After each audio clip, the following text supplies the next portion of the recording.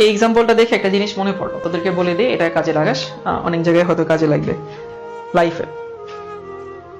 কখনো যদি লাইফে হতাশ হোস, বা কখনো যদি মনে হয় তোকে দিয়ে কিছু হচ্ছে না, বা তোর ভিতরে কিছু নাই, বা তোকে হয়তো ওই দিন কেউ একজন বলছে যে তোমাকে দিয়ে কিছু হবে না, তুমি অন্তঃসার শূন্য।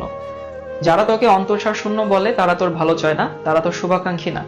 এদের কথা শুনতে হয় না, এদের কথা শোনার গুরুত্বও নাই। কারণ যারা আসলে তোর ভালো মন্দ যাদের কাছে ম্যাটার করে, তারা তোকে কখনো এই টাইপের কথা বলবে না।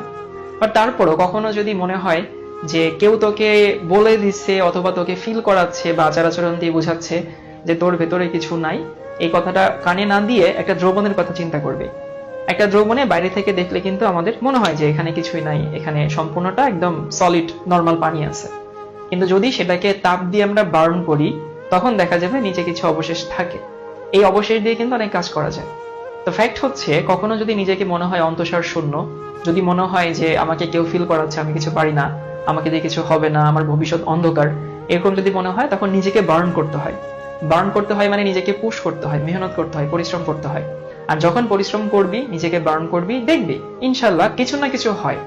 এটা অনেকটা মিরাকল টাইপের, এটা অনেকটা ম্যাজিকের মতো। একটা দ্রবণ তোকে যদি আননোন একটা দ্রবণ দেওয়া হয়, সেখানে আমি তাপ দিয়ে সমস্ত পানি উড়াই দিলে কি পাবো? সেটা কি সোডিয়াম ক্লোরাইড পাবো, না চিনি পাবো, না গ্লুকোজ পাবো, না সিলভার ক্লোরাইড পাবো, না ক্যালসিয়াম কার্বনেট পাবো? এটা তো আমি আগে থেকে জানি না। এটাই লাইফের মজা। ঠিক সেরকম আমাকে দিয়ে আসলে কি হবে, আমি মেহনত করলে আসলে কোন দিকে যেতে পারবো, কি লাইফে হুট করে আমার জন্য ভালো ভবিষ্যতে ভালো কিছু ওয়েট করছে, এটা কিন্তু আমি হুট করে জানি না। সো নিজেকে বুঝাইতে হয়, নিজেকে জিজ্ঞেস করতে হয় যে কোনটার জন্য ভালো হয়, আমি কোন দিকে আগাইলে আমার ভালো হবে।